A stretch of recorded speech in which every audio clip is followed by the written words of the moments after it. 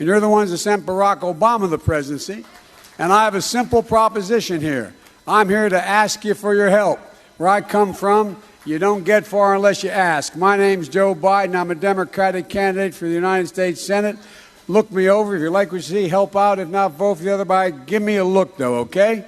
That's all I've really got to say to you. So what you just saw there was Joe Biden last night in South Carolina giving a speech where he not only claimed to be running for Senate, but that if you didn't like him, you could go and vote for the other Biden. This is just plainly sad to see. This video isn't here to poke fun at Joe Biden or to mock Joe Biden in any way, shape, or form. I want to talk a little bit about how this demonstrates a really sad state of affairs. Who is making Joe Biden do this? Who is deluding Joe Biden into doing this? Why does Joe Biden, maybe he's self-deluding, feel he needs to run when it's becoming increasingly clear that in terms of his mental health, he isn't necessarily where he needs to be to do this sort of task to completion in 2020? Look, I'm not a fan of Joe Biden. I've noted that many times on social media and on this channel. I disagree with his policies. I disagree with his legacy. I disagree with his worldview. But whether you like him or not, in objective terms, the man has had a long and distinguished career of public service. Longtime senator, vice president for 8 years, one of the more influential American political figures of the last 30 or 40 years. Again, whether you think it's better or worse because of that. Nonetheless, Joe Biden can look back on his career and say, I have accomplished a lot. And there's no need for him to run for president. He doesn't need to run for president to preserve a legacy. He doesn't need to run for president to say that he's accomplished anything. He doesn't even need to run for president because he's offering a unique political vision. There's plenty of other neoliberals running that don't want Medicare for all and that don't want a more progressive, policy platform. He's not the only one. Joe Biden brings nothing unique to this race. And so when you put that all together, it really makes you wonder, why is Joe Biden, who is clearly struggling in a lot of his mental health issues, being made to do this or feels the need to do this? And it's just really sad to see. And again, this is not an isolated incident. Among all politicians, old and young, you will see moments where they make little mistakes like this, where they say they're in a particular town, but they're actually in another town, or in a state, but they're actually in another state, or they make little slip-ups on all sorts of terminologies. I'm sure that I've done that far more than once on this YouTube channel. But Joe Biden is running for president, and this is part of a systemic pattern from Joe Biden. Not knowing where he is, not knowing what office he's running for, thinking that some sort of mysterious other Biden, one of his children, maybe a relative, maybe somebody else who's not related but also happens to have the name Joe Biden, is running against him for Senate, the position he's not running for, and he hasn't been a senator for more than 10 years. It really just shows that Joe Biden is really struggling to gather his thoughts and express them in a clear manner.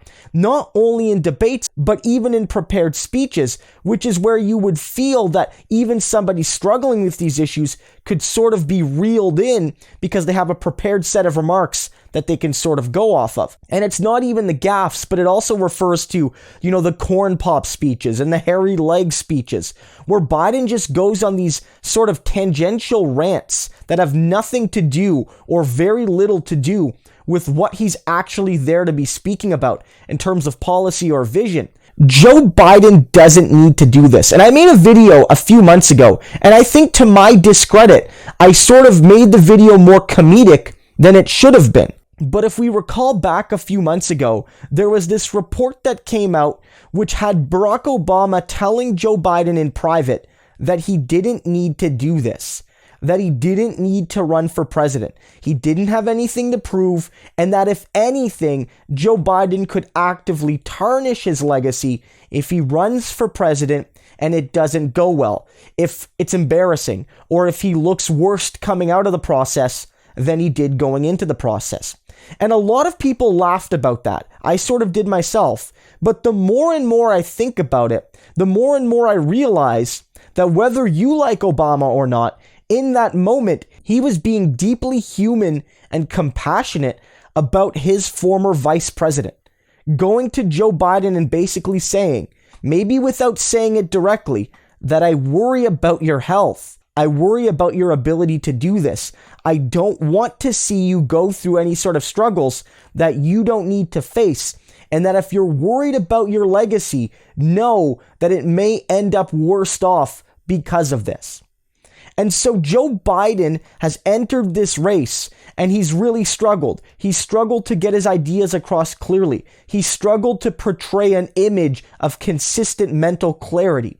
And as a result, and of course due to other things as well, he's really struggled in the polls. South Carolina may well end up being a victory for Joe Biden.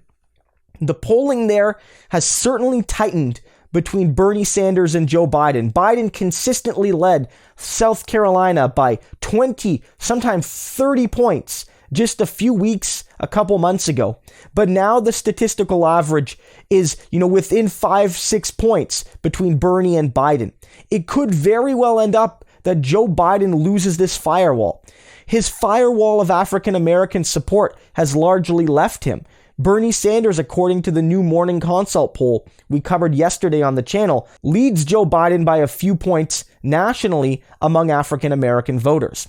In every step of the way, what Joe Biden came into this race as, a solid moderate who was loved by the African American community and was seen as somebody who could take on Donald Trump. All of those ideas, one by one, have fallen by the wayside. And now Joe Biden, I think, has lost a lot of that luster that he had, whether you felt he deserved it or not, as he exited the White House with Barack Obama. It's really sad to see. Again, I'm not a fan of Joe Biden, but Joe Biden, in a sense, doesn't necessarily deserve all that's happening here.